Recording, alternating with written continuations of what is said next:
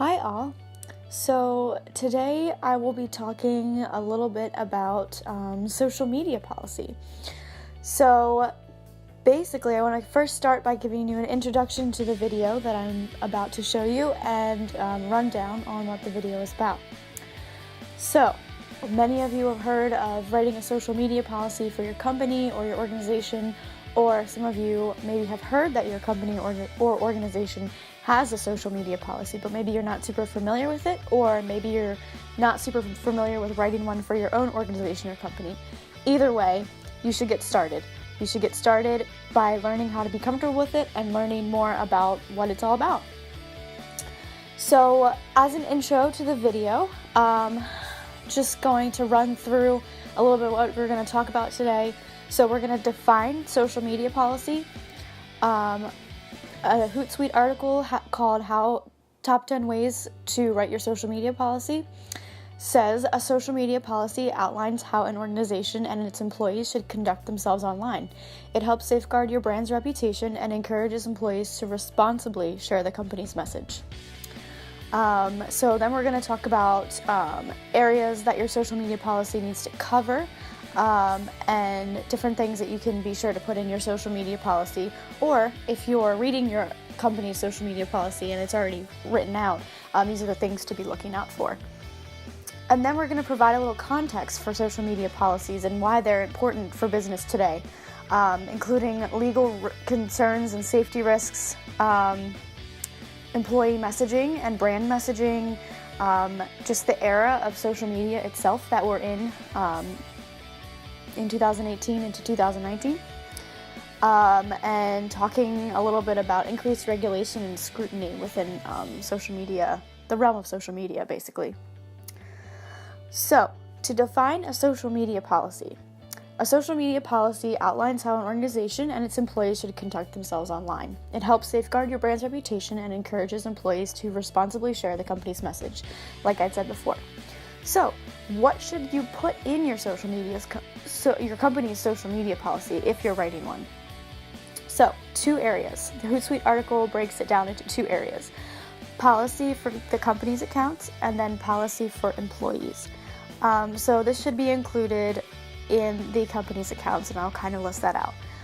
Rules and regulations, so brand guidelines, etiquette and engagement, confidentiality, consequences, and social media for personal use. So basically, just spelling that out and describing in enough detail for someone to understand about your company's policy. So then you should also spell out roles and responsibilities. For example, when a crisis happens, you need to be able to spell out and be very clear about who does what and when and why and how. And then also you should cover potential legal risks, including crediting sources, privacy and disclosure procedures, and also employee disclaimers. It's also very important to remember that even if you put an employee disclaimer in a message on social media, you are still reflecting the company brand and messaging and the company's name overall in the social media realm. So even if you put a disclosure, that doesn't mean that you're excused. It just means that that's more or less stating your own opinion, but your own opinion will still reflect your company's brand. So, also addressing security risks, also addressing accountability for employees, and then, of course, implementation. So how do you implement a social media policy once you've actually written it? Hootsuite encourages companies to seek input, to not discourage use, and to be sure to keep an eye on the bigger picture. There's really no room for discouraging use of social media among employees at this point. Everybody is on social media. I believe it's somewhere from 75 to 90% of your employees are already on social media and talking about your brand on social media. So there's really no point to try to shut it down. But what you can do is provide very detailed and specific guidelines. So, also making sure that you keep your eye on the bigger picture, meaning that things are always in flux and things are always changing, and just because you spell out one thing one year doesn't mean that it can't change ever. So keeping your eye out for the bigger picture. So, providing context. Why is it important for business today?